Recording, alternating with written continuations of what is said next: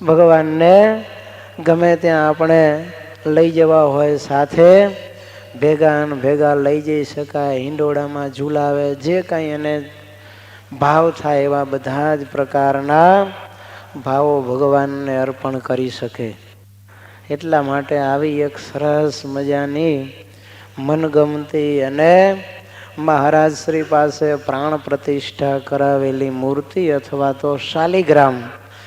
શાલિગ્રામ છે એ સ્વયં ભગવાનનું સ્વરૂપ જ છે. એને પ્રતિષ્ઠા કરે કે ન કરે તો એ શાલિગ્રામ રાખવા. તો આપણા સંપ્રદાયમાં હરિકૃષ્ણ મહારાજની મૂર્તિ વિશેષે કરી અને સારા સત્સંગીઓ જેને ભગવત પરાયણ થવું હોય એ રાખતા હોય છે.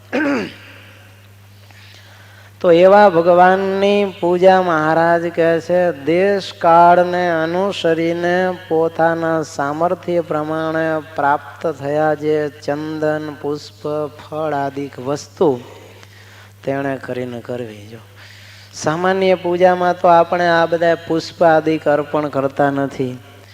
ચંદનનો લેપ પણ ચિત્ર પ્રતિમાને યોગ્ય નથી, કારણ કે એના ઉપર રોજ તમે જો લેપ કરો તો પછી થોડાક દીમાં ઉપરનું પ્લાસ્ટિક તૂટી જાય અને મૂર્તિ ખંડિત થઈ જાય, દર્શન પણ સુખે થાય નહીં. એટલે ઘણા આવા ચાંદલા કરતા હોય, પછી તમે જુઓ મુખારવિંદના ભાગ ઉપર જ પ્લાસ્ટિક તૂટી જાય ને ભગવાન જ દેખાય નહીં, મુખારવિંદ મળે જ નહીં. એટલે આપણી સાદી પૂજા હોય એમાં ચાંદલા, કંકુ કે અબીલ ગુલાલ આ બધું ચડાવવું નહીં. પણ હરિકૃષ્ણ મહારાજ હોય કે પાષાણ ધાતુની મૂર્તિ હોય કે શાલિગ્રામ પ્રભુ હોય તો એને આ બધા જ ઉપચારો આચમન, અર્ઘ્ય, પાદ્ય એ જે 16 ઉપચાર શાસ્ત્રમાં કહેલા છે એ 16 ઉપચારે કરીને ભગવાનની પૂજા કરવી જોઈએ. એમાં એક આહવાન કરવાની જરૂર નહીં, કારણ કે આહવાન તો એનું કાયમી પ્રતિષ્ઠા થયેલી હોય એટલે ભગવાન અંદર હોય એટલે કરવાની જરૂર નહીં. તો આવા જે આત્મનિવેદી ભક્ત હોય એ ભગવાનનો પૂજામાં ધ્યાન કરે, પછી ભગવાનને આસન આપે, પાદ્ય એટલે ભગવાનના ચરણ ધોવડાવે, અર્ઘ્ય હાથ ધોવડાવે, પછી આચમન ભગવાનને જલપાન કરવા માટે, મુખ શુદ્ધિ કરવા માટે પાણી આપે, પછી ભગવાનને સ્નાન કરાવે, મલાપ કર સ્નાન, પછી ભગવાનને પંચામૃતથી સ્નાન કરાવે, કેસર જળથી, પછી અત્તરથી, ચંદનના જળથી ભગવાનનો મહાઅભિષેક કરે.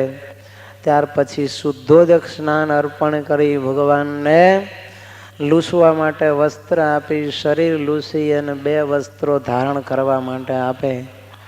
યજ્ઞોપવિત ભગવાનને ધારણ કરાવે, જાત જાતના અલંકારો ભગવાનને ધરાવે, પછી ચંદનનો ચાંદલો કરે અથવા તો ચંદનનો લેપ અને કંકુનો ભાલને વિશે ચાંદલો કરે. પુષ્પમાળા અને પુષ્પના ગુલદસ્તા કે ગુલછડી ભગવાનને ધારણ કરાવે. ઋતુ પ્રમાણે બધા વાઘા પણ પુષ્પના ભગવાનને ઉનાળામાં ધરાવી શકાય. ત્યાર પછી ભગવાનને ધૂપ અર્પણ કરે, ભગવાનની પાસે દીપ કરે, દીવો પ્રગટાવે, નૈવેદ્ય ભગવાનને ધરાવે. જે થાળ સવારે કરવાનો હોય મહારાજ માટે એ થાળ ધરાવી ભગવાનને પાન બીડું અર્પણ કરે, પછી ફલાર્ઘ્ય આપે, દક્ષિણા ભગવાનને અર્પણ કરે, પછી નિરાજન કહેતા આરતી પૂર્ણ થયા પછી મંત્ર પુષ્પાંજલિ અર્પણ કરી ભગવાનને પ્રદક્ષિણા અને સાષ્ટાંગ દંડવત પ્રણામ કરી હાથ જોડી સ્તુતિ કરે અને પછી ભગવાનને સિંહાસનમાં બિરાજમાન કરે. તો આવી રીતે અનુક્રમથી ભગવાનની આ આત્મનિવેદી ભક્ત છે એ વિસ્તારપૂર્વક પૂજા કરે. તો આવી રીતે આપણે હરિકૃષ્ણ મહારાજમાં આહવાન અને વિસર્જન આ 2 કરવાની જરૂર ને એ સિવાય જે મહાપૂજામાં આપણે વિધિ કરીએ છીએ એ બધી જ વિધિ ષોડશ ઉપચાર ભગવાનની પૂજા.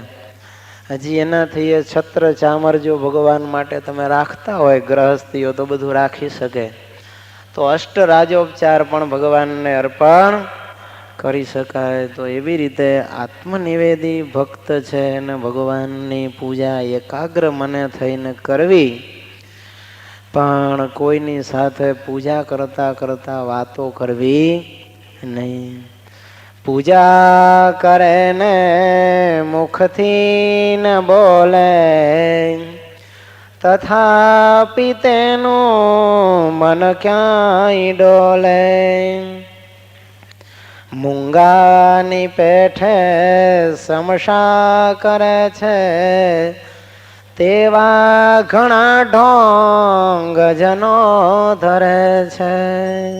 હરિલાલજી મહારાજ લખે છે, ભગવાન શ્રી હરિલીલામૃતમાં કહે છે કે ઘણાય છે ને એ પૂજા કરે એટલે પછી મોઢેથી બોલે નહીં, પણ હાથના ઈશારાથી બધા એને સૂચનાઓ આપ્યા કરે. જો મૂંગો જેમ ઈશારા કરીને સમજાવે એમ સમજાવે, તો એ તો પૂજા નથી કરતો પણ ઢોંગ કરે છે મહારાજ કે.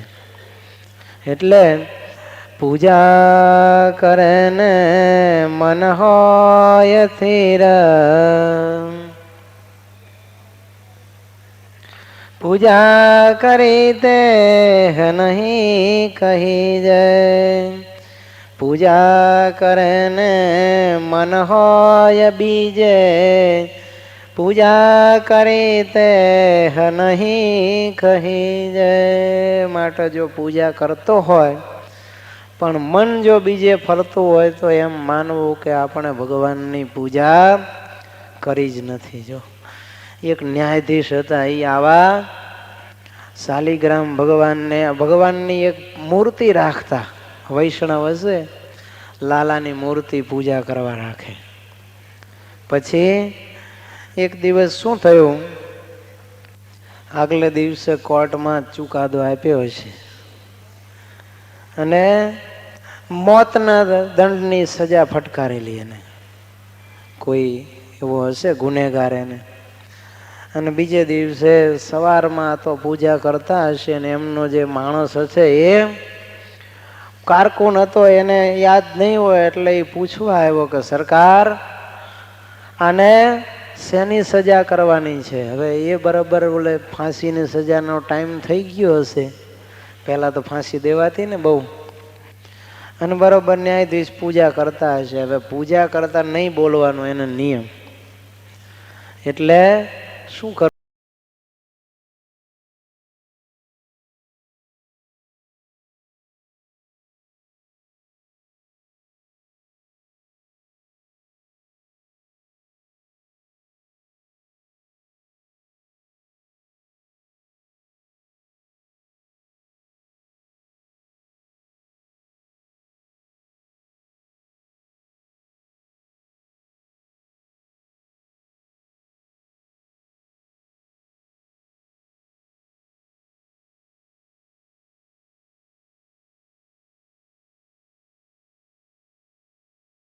કી જય જય મૂર્તિ ને નિજ નિજનો વતી, ત્યાં દેખાડી ફાંસી દઈ. એનો નિયમ હતું પૂજા કરતા કરતા બોલવાનું નહીં. અને કારકુન કહે છે ઓલાને શું સજા કરવાની છે?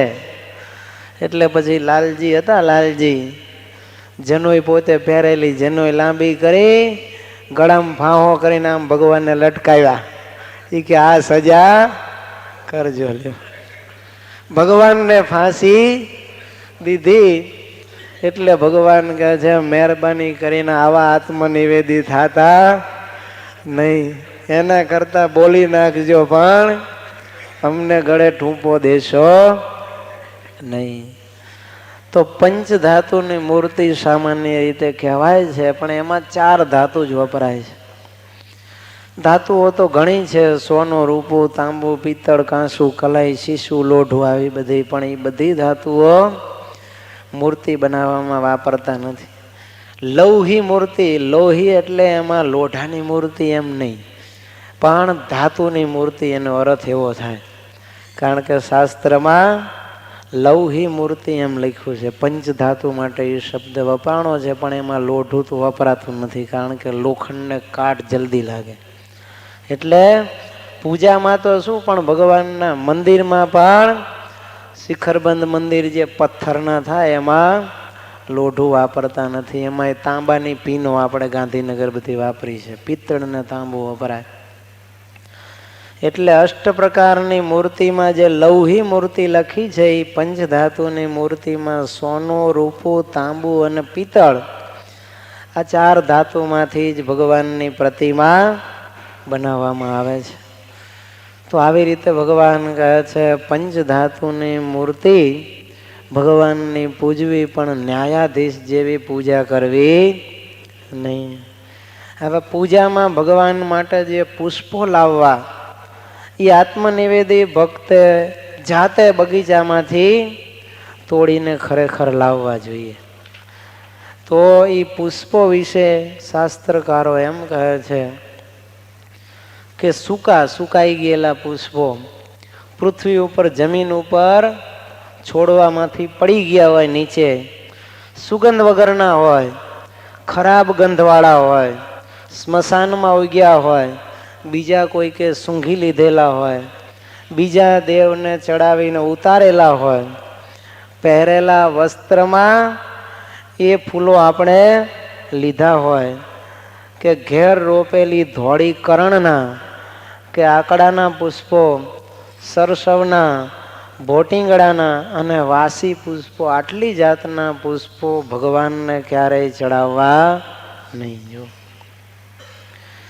પોતે લાવેલા પુષ્પો છે એ ઉત્તમ છે, અને વેચાતા લઈ લેજે માળી પાસેથી એને મધ્યમ કહેવાય. માટે પોતે જાતે જ જો બગીચો હોય અને એમાંથી વીણી આવે અને એ પુષ્પોની માળા ગૂંથીને ભગવાનને પહેરાવે, અથવા તો મંત્ર પુષ્પાંજલિ અર્પણ કરે, ભગવાનને ગુલછડી હાથમાં ધારણ કરાવે, તો એ ઉત્તમ સેવા કહેવાય. ને કદાચ એમ ન હોય તો બજારમાંથી વેચાતા લાવે એ મધ્યમ પ્રકારના પુષ્પોની પૂજા કહેવાય. જો તો એ પુષ્પો એવી રીતે ભગવાનને લાવીને, આ જે કયા સિવાયના પુષ્પો હોય એવા પુષ્પો સુગંધવાળા હોય, ગુલાબ, મોગરો, ડોલરિયો, હજારી જે આપણે કહીએ, ચંપા કહીએ, એવા બધા પુષ્પો ભગવાનને અર્પણ કરવા.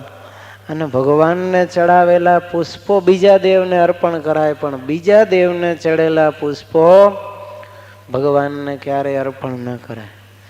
આપણે ક્યારેક સુગંધ છે કે નહીં ટેસ્ટ કરવો હોય તો જે ફૂલ આપણે સૂંઘ્યું હોય એ ફૂલ પછી ભગવાનને અર્પણ ન કરવું. એક ફૂલ સૂંઘેલું જુદું રાખી અને પછી બીજા ફૂલ તોડી અને એ ભગવાનને અર્પણ કરવા. પહેલાં તો શું બધા વડીલો માથા ઉપર ખેસિયું બાંધતા ને, ખેસિયું, એ ખેસિયામાં જ પછી ફૂલડા વેચાતા લઈ લે. મહિનોથી ધોયું ન હોય એવું મેલું ઘેલું એવું પહેરેલું વસ્ત્ર હોય, એમાં ફૂલડા લાવીને ભગવાનને અર્પણ કરવા નહીં. જો એમ બાયું હોય તો સાડી કે સાડલાના પાલવ હવે છોકરાના નાકે એનાથી લૂસતા હોય, અને કામ કરતા કરતા બધા હાથ ગમે એવા ભર્યા હોય, એ બધા સાડીના પાલવે લૂસ્યા હોય, તો એવા પહેરેલા વસ્ત્રમાં ભગવાન માટે ફૂલ લાવીએ તો એ ફૂલ પછી અશુદ્ધ ગંદા થઈ જાય. એટલે કહે છે પહેરેલા વસ્ત્રમાં ફૂલ લાવવા નહીં. વાસી ફૂલડા એટલે આપણી ઘરે રાખીએ તો વાસી કહેવાય. માળીની ઘરે તોડીને જે ફૂલડા રાખ્યા હોય એને વાસી કહેવાય નહીં. કારણ કે આગલે દિવસે તો તોડીને રાખવા જોઈએ તો જ સવારે મળે, નહીતર 5 વાગે કોણ આપણા માટે ફૂલ તોડીને લાવે. આપણા ઘરે બગીચો હોય તો આપણે ગમે ત્યારે બગીચામાંથી પુષ્પ તોડીને લઈ શકીએ. પારિજાતકના પુષ્પમાં એક વિવેક રાખવો, કારણ કે એ ફૂલડા સવારમાં એક હારે ખરે, એટલે એમાં શું કરવું કે નીચે આપણે પ્લાસ્ટિક પાથરી દઈએ ને પછી ઝાડવાને હલાવીએ અને ખરે એ પુષ્પો આપણે લઈએ તો એ પુષ્પો પારિજાતક પૂરતા ભગવાનને આવી રીતે ખેરવીને ધરાવવામાં વાંધો નહીં. પણ એ સિવાયના બીજા પુષ્પો સામાન્ય રીતે ખરી જાય જમીન ઉપર તો એક તો જમીન અશુદ્ધ હોય અને બીજું ખરી જાય એમાં પછી સુગંધ પણ ન હોય ત્યારે જ એ ખરી જતું હોય. એટલે એવા પુષ્પો ભગવાનને ધરાવવા નહીં. પણ પારિજાતકમાં તમે રાતે પ્લાસ્ટિક પાથરી દો ફરતું તો સવારે ઢગલો થઈ જાય અને 10 વાગે તો એ ખીલે રાતે 9-10 વાગે પછી જ દિવસે તો એ પાછા ખરી જાય. એટલે એ ફૂલડાઓ આવી રીતે અને ઝીણા ઝીણા હોય નાના નાના એક એક તો વીણવામાં ઘણો ટાઈમ લાગે એમાં અને ખીલે ત્યારે તો રાતે આખું વૃક્ષ હોય ઢંકાઈ જાય એટલા ખીલડા ફૂલડા રોજ ખીલે. કેસરી કલરની દાંડી હોય અને ઓફ વ્હાઈટ કલર એનો ફૂલનો હોય પણ સરસ સુગંધી હોય.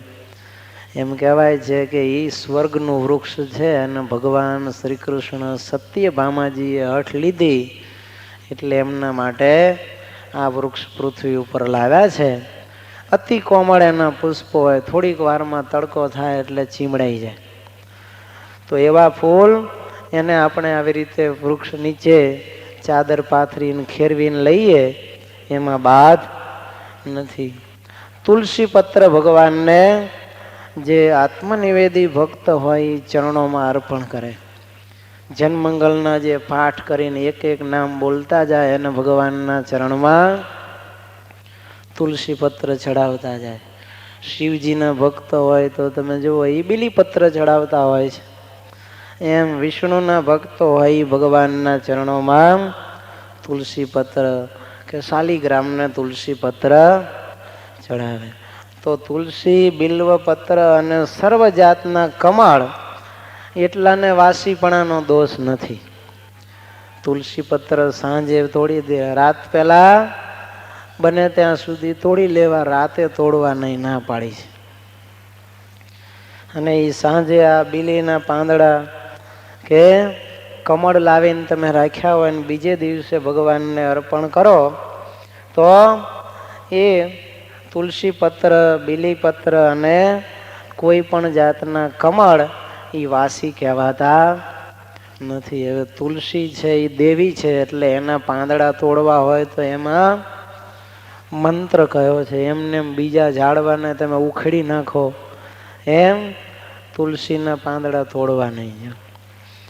તુલસ્યામૃત જન્માસી સદા ત્વં કેશવ પ્રિયા કેશવાર્થે વિચિન્વામિ વરદા ભવશોભને. તુલસીના પાંદડા જ્યારે તોડીએ ત્યારે એમ કહેવું કે હે તુલસી તું અમૃતથી ઉત્પન્ન થયેલી છું. સદા તું કેશવ ભગવાનને પ્રિય છું અને એ કેશવ ભગવાન માટે હું આ તારા પાન તોડું છું. તો હે શોભને તું કામના પરિપૂર્ણ કરનારી થા. એમ આચારદીપ નામના ગ્રંથમાં તુલસી પત્ર તોડવાનો આ મંત્ર દેખાડ્યો છે. લાંબુ ન આવડે તો આપણે એટલું કહેવું કે હે તુલસી માતા તમને પ્રિય એવા ભગવાન માટે અમે આ તમારા પરણો લઈ જઈએ છીએ તો અમારા મનોરથ પૂર્ણ કરજો. એવી રીતે તુલસી પત્ર ભગવાનના ભક્તોએ તોડવા. હવે ભગવાનની ભક્તિમાં ઘણા અપરાધો પણ થતા હોય છે. ભગવાનની ભક્તિમાં અપરાધો કઈ પ્રકારે થાય તો એક તો મંદિરમાં વાહનમાં બેસીને જવું. આ એ વખતની વાત છે કારણ કે ત્યારે વાહનમાં બેસીને મંદિરમાં જવું એટલે એ અભિમાનનું પ્રતીક કહેવાય કે જમીન ઉપર ચાલીને જ મંદિરના પગથિયા ચડીને દર્શન કરવા જવું જોઈએ. દરવાજેથી બહાર ઘોડાગાડી રથ વેલ પાલખી કે પછી ઘોડા ઉપર બેસીને આવ્યા હોય તો ઉતરીને મંદિરમાં દર્શન કરવા જવું જોઈએ. પણ હવે જો તમારી પાસે ગાડી હોય અને પાર્કિંગ અંદર હોય તો પછી કંઈ ગાડીને ધક્કા મારીને જવાય નહીં. એમ બાઇક હોય તો પણ તમે ચલાવીને પાર્કિંગ સુધી જાઓ તો કોઈ બાધ નથી, પણ રોલો પાડવા માટે પછી અંદર ટીટીટ ટીટીટ કરીને 4 પ્રદક્ષિણા મારો મંદિરને, તો એ ભગવાનનો અપરાધ કહેવાય. સાયકલવાળાએ ઉતરી જવું જોઈએ, ઉતરે તો જે વાહનને ઢસરડવા પડતા હોય એવા વાહનોમાં બેસી અને પાર્કિંગ સુધી જવામાં કોઈ દોષ નહીં. પણ ઘણા તો આમ 2 વાઘોમાં નીકળે, જાણે સિકંદર બાદશાહ નીકળ્યો હોય, બુલેટ લઈને નીકળ્યા હોય ને એનફિલ્ડ ભાટ ભાટ ભાટ ભાટ કરતા બધાને ડિસ્ટર્બ કરે. ક્યાંક કથા વાર્તા ચાલતી હોય ને પાછા હોર્ન મારે, ખબર પડે કે ફલાણા શેઠ આવ્યા. તો એવું કરવું નહીં. અને દરવાજે પહોંચીએ એટલે વાહનની ગતિ એકદમ ધીમી કરી દેવી. કોઈ બીજા રાહદારીઓ આવતા જતા હોય કે દર્શનાર્થીઓ ગેટની અંદરથી બહાર નીકળે અને કોઈ અડફેટે ચડી જાય ને, એ રીતે શાંતિથી વાહન લઈ અને મંદિરમાં પ્રવેશવામાં બાધ નહીં. પાવડીઓ પહેરીને દર્શન કરવા જાઓ. ભગવાનના દર્શન કરીએ ત્યારે પછી ચાખડીઓ કે ચપ્પલ સેન્ડલ પહેરી રાખવા નહીં. પણ ભગવાનના દર્શન કરવા પગથિયા ચડીએ મંદિરના એટલે આપણે જે કાંઈ પગમાં ઉપાહન કહેવાય એને પહેર્યા હોય જોડા, તો એ બોર્ડ મારેલું જ હોય છે, ઘણા ન ખબર પડતી હોય તો. અત્યારે તો બૂટ સવારે ચડાવ્યા એટલે રાતે ઘરે આવે ત્યારે ઉતારવામાં સમજે છે.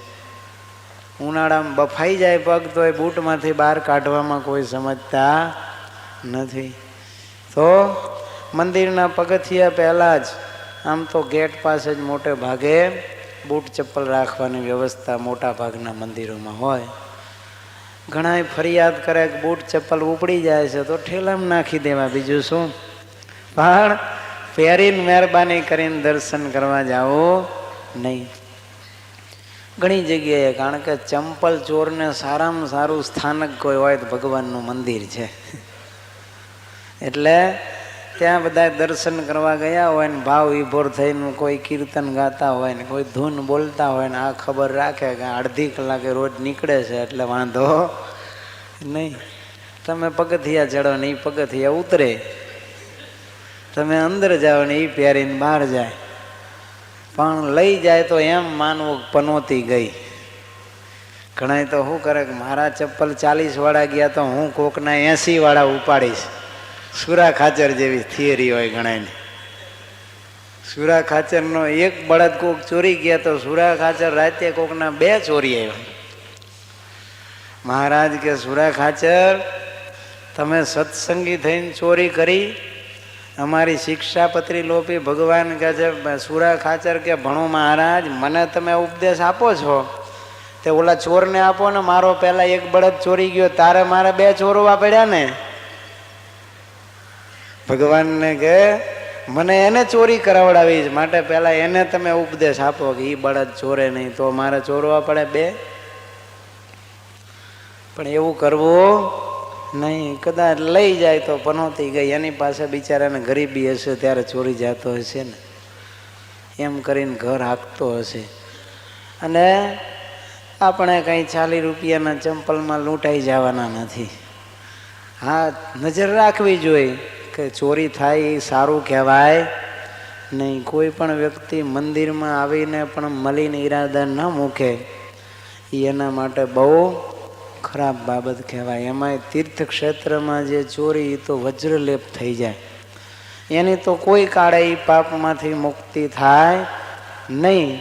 પણ આપણે ચંપલ ચોરીના ભયથી મંદિરે જવાનું બંધ કરી દેવું નહીં. એવું લાગે જૂના પહેરીને જવું, બીજું શું. એક જાપાનનું ને એક અમેરિકાનું કચોડી હોય, કોઈ અડે જ નહીં તમારે. બધા લઈ જાય પણ આ વધે છેલ્લે. તમે ભૂલી ગયા હોય તો બીજે દિવસે ત્યાં પડ્યા હોય છો. તો ભગવાન કહે છે પાવડીઓ પહેરીને મંદિરમાં જવું એ અપરાધ છે. જન્મોત્સવ ભગવાનના જે પ્રાગટ્ય ઉત્સવ હોય અને એવા સમયે જો ઉત્સવ મંદિરમાં ન કરવામાં આવે તો પણ ભગવાનનો અપરાધ થાય. મહારાજે કહ્યું ને કે ભગવાન નરનારાયણની ઈચ્છા હોય તો લાખો રૂપિયાના ખર્ચે ઉત્સવ થાય, અને એની ઈચ્છા ન હોય તો તુલસીના પાંદડે પણ ઉત્સવ ખાલી ન જવા દેવો. 2 જણા હોય તો 2 જણા ઢોલ કીર્તન વગાડીને નંદ ઘેર આનંદ ભયો કે ધર્મ ઘેર આનંદ ભયો, પારણિયામાં ભગવાનને ઝુલાવીને ઉત્સવ કરી લેવો, પણ ઉત્સવ ખાલી જવા દેવો નહીં.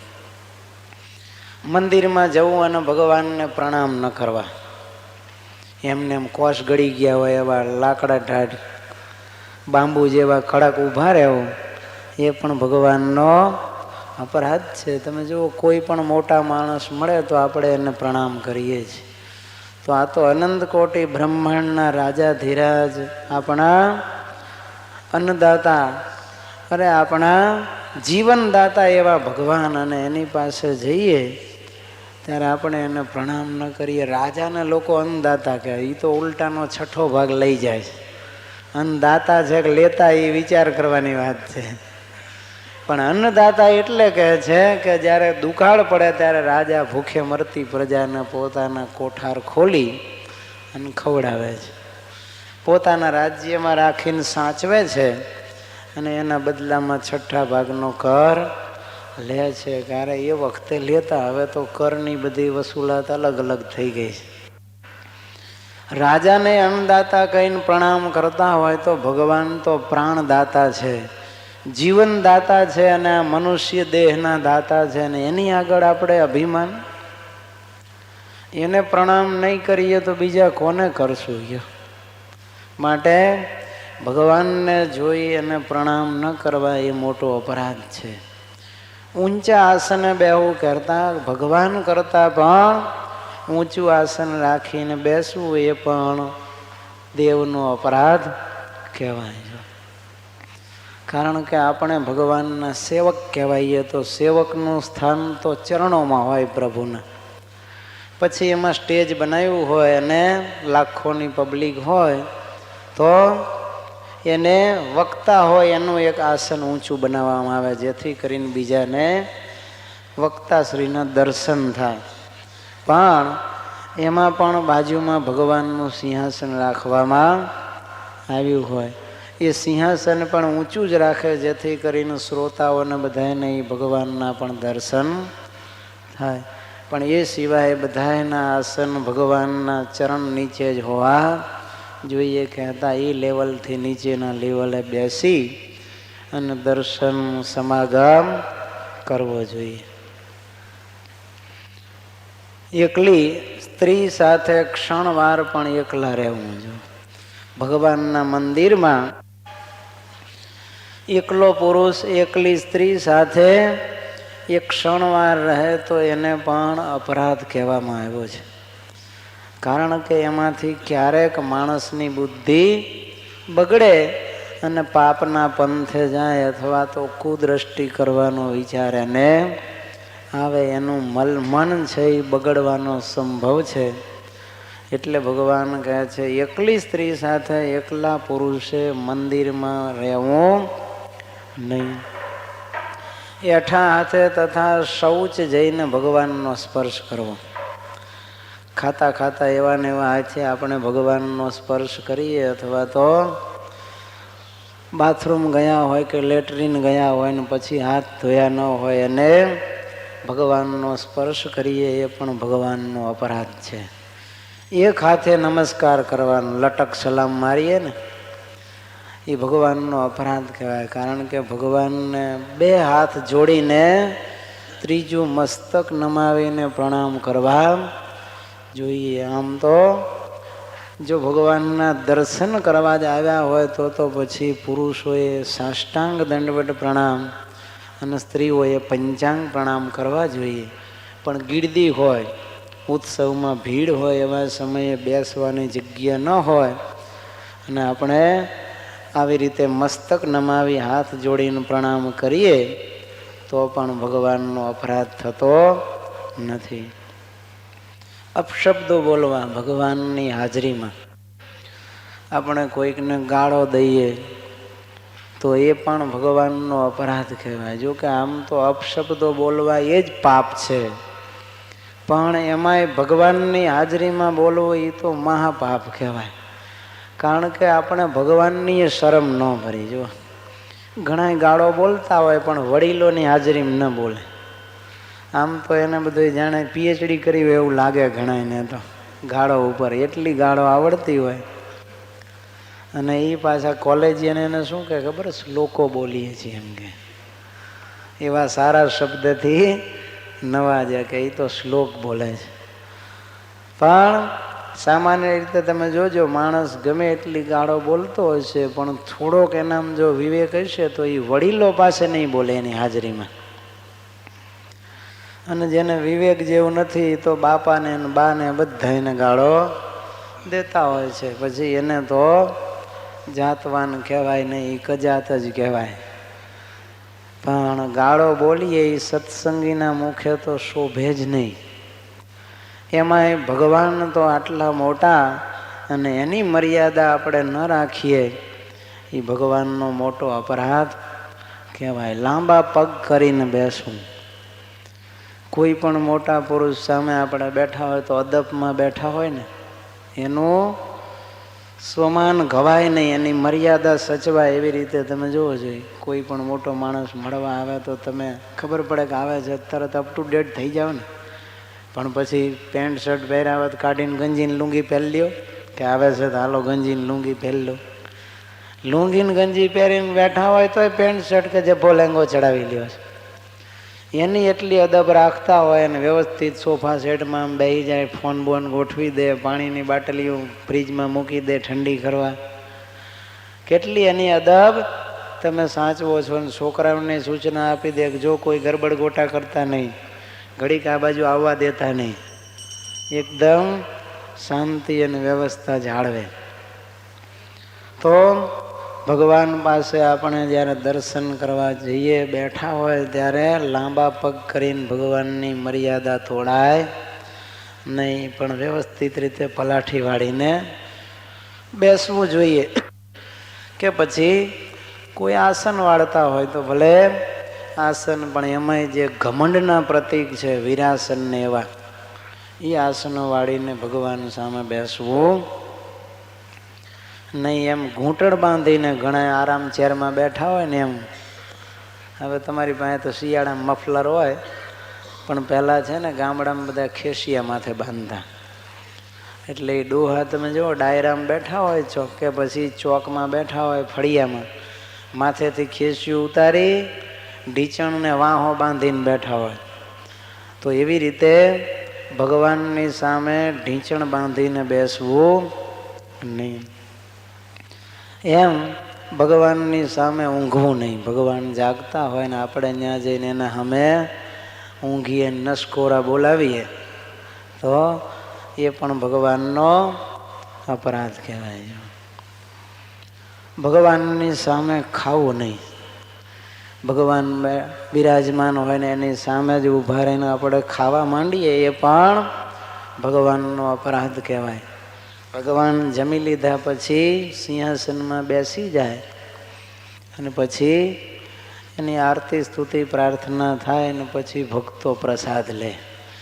પછી એમાં વિવેક છે. મંદિર હોય અને પંક્તિ પડી હોય ને તમે એમ કહો ભગવાન સામે ન જમાય તો એમાં બાદ નથી. પણ પૂજારી પૂજા કરતા હોય અને ભગવાનને ધરાવે ન્યા સિંહાસનમાં ઊભા ઊભા જે ખાવા માંડે એ અપરાધની વાત છે. પ્રસાદ આપ્યો હોય ને તમે પ્રસાદ બેઠા બેઠા જમો એમાં અપરાધ નથી. ખોટું બોલવું. ભગવાનની પાસે ઊભા હોઈએ, ભગવાનના મંદિરમાં હોઈએ ત્યારે ખોટું બોલવું એ અપરાધ છે. ઊંચે સાદે રડવું. ભગવાનની પાસે કદાચ કોકને દુઃખ હોય અને રુદન કરતા હોય એ સમજી શકાય, પણ ઝઘડા ઝઘડી થાય અને મારામારી કરે અને ભેંકડો માંડીને રડે એવું ભગવાનની પાસે કરવું નહીં. આમ તો ભગવાનની પાસે રડવાની જરૂર જ નથી. જે ભક્તને દુઃખ આવવાના છે ને એ ભગવાનને ખબર જ છે. આપણે પ્રાર્થના કરીએ તોય ભલે, ન કરીએ તોય ભલે, ભગવાનને ખબર જ છે કે આને આ દુઃખ આવવાના છે ને મારે ટાળવાના છે. એને જો ટાળવા હશે તો એ વગર પ્રાર્થનાએ પણ ટાળી નાખવાના છે. માટે લાંબા મોટા ભેંકડા માંડીને કે ઊંચા અવાજે ભગવાનની સામે રડવું એ પણ એક અપરાધ છે. ભગવાનની સામે કોઈને શિક્ષા કરવી, દંડ કરવો, રાજા મહારાજાઓ હોય, મહંતો હોય અને ખીજાઈ અને કોક દર્શનાર્થી આવ્યા હોય અને દંડ કરે ભગવાનના સન્મુખ, તો એ ભગવાનની મર્યાદા તોડી કહેવાય. કારણ કે ભગવાનની પાસે બેઠા હોય ત્યારે બીજા કોઈને સજા કરવાનો અધિકાર નથી. ભગવાન કહે છે મારા ધામમાં આવ્યા પછી આને રડવાનું, મારા ધામમાં આવ્યા પછી એને ધોકા ખાવાના.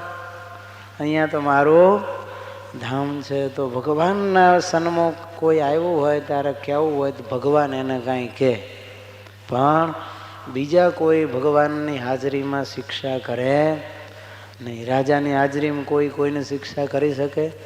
રાજાની આજ્ઞા હોય એ પ્રમાણે દંડ કરવામાં આવે, પણ રાજા સિવાય બીજા કોઈ શિક્ષા કરી શકે નહીં. એટલે ભગવાનની હાજરીમાં કોઈને શિક્ષા કરવી એ પણ ભગવાનની મર્યાદાનો ઉલ્લંઘન છે, ભગવાનની ભક્તિનો અપરાધ છે. તકરાર કરવી કે ત્યાં બોલાચાલી કરવી, ઝઘડા કરવા એ પણ અપરાધ છે. સ્ત્રીઓને વારંવાર જોવી, ભાઈઓ બધા મંદિરમાં દર્શન કરતા હોય, ભગવાનના દર્શન મૂકી અને કોઈ પરી જેવી રૂપાળી સ્ત્રી આવી હોય ને એના સામું દર્શન કર્યા કરે તો એ પણ એનો અપરાધ છે. જો ઘણી વાર આવું થાય. એક ગામમાં છે ને એક કુટુંબ હતું. આખા કુટુંબને એવો નિયમ કે મંગળામાં કમ્પલસરી જવું એટલે જવું. કાયદો કેવો ખબર છે? મંગળામાં જે ન જાય એને તેથી ખાવા નહીં દેવાનું. આવો કડક કાયદો. આપણે કણભામ કર્યો હોય તો થાય એમ નહીં, તો સંખ્યા વધે. મંગળામાં જે ન જાય એને ખાવા નહીં દેવાનું, તેથી ઉપવાસ કરાવવાનો, આવો કાયદો એને. વૈષ્ણવ કુટુંબ બહુ ધાર્મિક, છોકરો ભણેલ ગણેલ ને પછી એના લગ્ન થયા, ડબલ ગ્રેજ્યુએટ કન્યાને લાવ્યા પરણીને, અને સાંજે સાસુમાએ વહુને કીધું કે બેટા આપણા ઘરમાં એવો રિવાજ છે કે સવારમાં મંદિરમાં ઠાકોરજીના દર્શન કરવા મંગળામાં બધા એને કમ્પલસરી જવાનું, અને જે ન જાય એને નકોરડો ઉપવાસ કરવાનો. વહુ પણ બહુ ડાઈ હતી, સમજણી હતી. એ કે બા મારે ઉઠવાની ટેવ તો 6 વાગ્યાની છે, પણ આપ દરવાજો ખટખટાવજો, હું ઉઠી જઈશ ને નાહી ધોઈને આપની સાથે તૈયાર થઈ જઈશ, પણ હું જાગું નહીં તો મને જગાડી દેજો. સાસુમાં કહે છે ભલે. પણ વહુ બહુ ડાઈ હતી. સાસુ જાગે એ પહેલાં જ એને જાગીને નાહી ધોઈને પૂજા પાઠ બધું પતાવી દીધું. અને બાને કહે હાલો બા મંદિરે. હવે એક તો ડબલ ગ્રેજ્યુએટ અને આવી ગુણિયલ ને રૂપાળી પરી જેવી વહુ લાવેલા, એટલે સાસુને તો સમજ્યા ને ઉજમ એટલો બધો હરખ કે વાત ન પૂછો એને. હારી વહુ મળી હોય તો હા હું 2 ગજ જમીનથી અધર હાલે હો, પણ થોડાક દી પછી ખબર પડે કે આ ભોમાં ભંડારી દે એવી છે. પણ ગામમાં ઓલી ટોચ કક્ષાની કહેવાય ને ડબલ ગ્રેજ્યુએટ, અમારે તો છોકરાની વહુ છે એમ કે. એટલે સાસુમાં લઈને મંદિરે ગયા. ભગવાનના દર્શનની થોડી વાર હશે એટલે માંડ્યા બધાને ઇન્ટ્રો કરાવવા કે આ અમારા મનુના ઘરવાળા બહુ ભણેલી છે, ડબલ ગ્રેજ્યુએટ છે. બધાને ઓળખાણ જ કરાવવા માંડ્યા અને બધા એના આમ જોવા માંડ્યા. મંગળા આરતીનો વોર્નિંગ બેલ પડી ગયો. ખૂબ ભક્તો માંડ્યા દર્શને આવવા. સાસુમાએ તો એક જ ધંધો કર્યો, જે આવે એને મણીબેન ને પૂરીબેન ને મોંઘીબેન ને સોંઘીબેન ને આવે એટલે તરત કે આને ઓળખો છો? કે ના. એ કે અમારા મનુની વહુ છે, બહુ ડાઈ છે, બહુ ભણેલી છે. ઓળખાણ જ કરાવ્યા કર્યો. આરતી ચાલુ થઈ ગઈ, આરતી પૂરી થઈ ગઈ, સ્તુતિ બોલાઈ ગઈ, તોય સાસુની ઓળખાણ કરાવવાનું બંધ ન થયું. બધાને ઓળખાણ કરાવ્યા ખરી. પછી તો દર્શન કરીને સાસુ ને વહુ બે આવ્યા ઘરે. સાંજે પાછા સાસુમાં યાદ અપાયું કે બેટા યાદ છે ને સવારે મંગળામાં જવાનું છે. વહુ કે હું નહીં આવું. આલે લે, હજી તો આવ્યો ને એક દી થયો છે ને ના પાડી દે છે. ઈ કે બા હું કાલ મંદિર આવવાની નથી.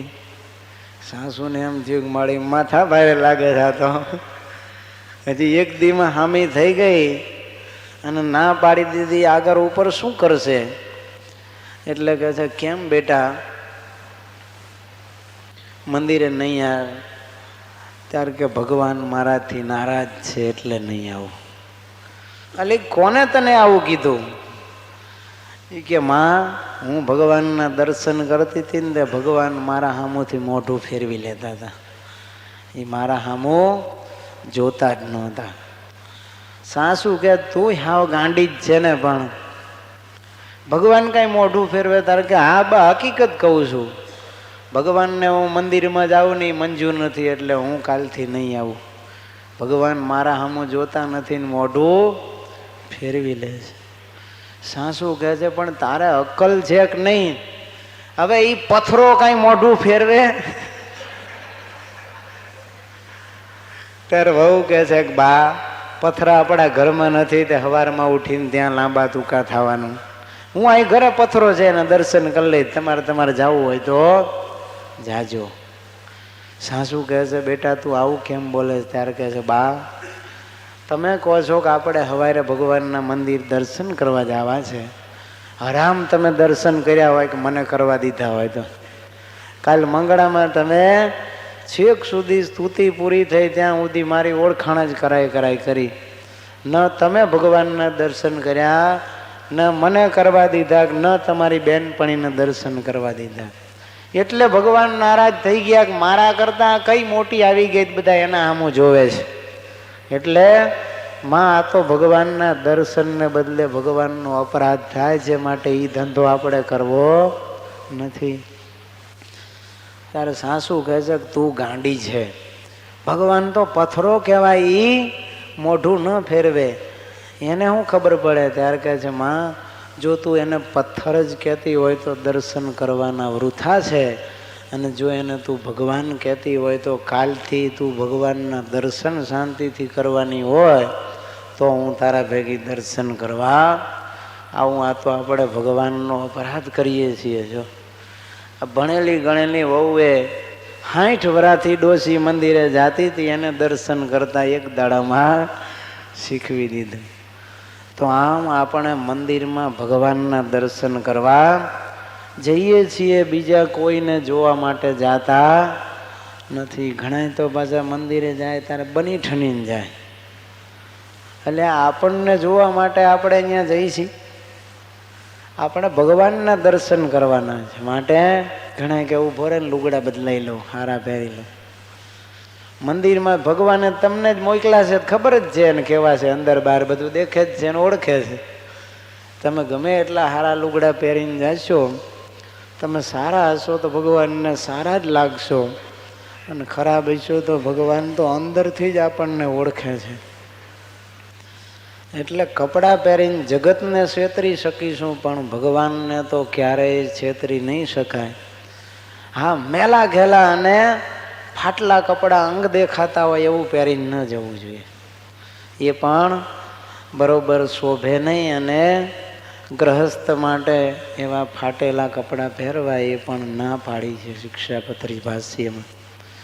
તો સાંધેલા હોવા જોઈએ ગરીબ હોય તો, અને પૈસાદાર હોય તો એને તો સાંધેલા કપડાં પહેરવા એ પાપ છે એમ કીધું. એને કપડું થોડું ફાટી જાય એટલે ગરીબોને દાનમાં દઈ દેવું અને એને બીજું નવું કપડું લઈ લેવું, જેથી કરીને ગરીબ ગરબા કપડા વગરના ઉઘાડા ફરે નહીં. તો દર્શન કરવા જાવું અને પુરુષો સ્ત્રીને જોયા કરે, સ્ત્રીઓ પુરુષને જોયા કરે, એ ભગવાનનો અપરાધ કર્યો કહેવાય. જો વહુએ સાસુને પાઠ ભણાવી દીધો કે માં એ પથ્થરો નથી, ભગવાન છે, અને આપણે શાંતિથી ભગવાનના દર્શન કરવા જોઈએ. મંદિરમાં સ્ત્રીઓનો સ્પર્શ કરવો એ પણ પાપ કહેવાય. એક વખત ગાંધીનગર હજી શિખરબંધ મંદિર નહોતું થયું, હરિ મંદિર હતું, ત્યારે પછી કંઈક પૂજન ને એવું થયું હશે, એટલે બાઈઓને દર્શન કરાવવા માટે હરિકૃષ્ણ મહારાજ આપ્યા પ્રહલાદભાઈને. પછી પ્રહલાદભાઈએ સીધા બાઈઓને હાથમાં આપી દીધા, અને સ્વામીને ખબર પડી એટલે સ્વામી એમને બેઠ્યા કે જુઓ, તમે ભગવાનને લઈને જાઓ એટલે જમીન ઉપર પહેલાં બેસાડવાના, પછી બાઈઓ એને લઈને બધાને દર્શન કરાવી આવે, અને પછી પાછા હેઠે ભગવાનને બેસાડે એટલે તમારે લઈ આવવાના અને સિંહાસનમાં બેસાડી દેવાના, પણ હાથો હાથ ક્યારેય બાઈઓને આપવાના નહીં. તો આવી રીતે ભગવાનના મંદિરમાં સ્ત્રીઓનો સ્પર્શ કરવો એ અપરાધ છે. પણ આજ તો માણસોની મનોવૃત્તિ એટલી ખરાબ છે. ગુરુવારે જલારામ મંદિરમાં ગીરદી હોય, તમે જુઓ, હરામ એને નાવા નીચેવાનો કાંઈ સંબંધ જલારામ બાપા જોડે હોય તો. પણ વડોદરામાં કારેલી બાગમાં મંદિર છે, પછી કોલેજ એનો ગુરુવારે જલારામના મંદિરે જાય સાંજે. મેં કીધું એટલે આ બધું તમે જલારામના ભગત છો? તો કે ના, ભગત તો અમે કોઈના નથી, પણ અમારે નક્કી વાર છે. સોમવારે મહાદેવજીના મંદિરે જાય, શનિવારે ઓલા કયો ઘોડા પુલ છે ત્યાં, એ પુલ પાસે એક હનુમાનજીનું મંદિર છે ત્યાં જાય, ગુરુવારે જલારામના મંદિરે. મેં કીધું તો પછી કેમ તમે જાઓ? ત્યારે કે અહીંયા ગીરદી બહુ હોય ને એટલે મજા આવે. બાઈઓનો, કારણ કે એ મંદિરમાં તો ભાઈઓની ભેગી જ લાઈન હોય, એટલે બાઈઓનો સ્પર્શ કરવાની મજા આવે એટલા માટે કે અમે મંદિરે જઈએ છીએ. મેં કીધું એના કરતાં અહીં હોસ્ટેલમાં પડ્યા રહ્યો અને વાંચો તોય તમારું સારું થશે. મંદિરમાં જઈને આવો મેલો ઈરાદો રાખશો તો ઉલટાના પાપના પોટલા ભરશો. જો પણ તોય એ જ્યાં ગીરદી જાતી હોય ને ત્યાં જ ઘૂસે અને મલિન ભાવથી બાઈઓના સ્પર્શ કરે. લે, એ તો બીજા જન્મે પછી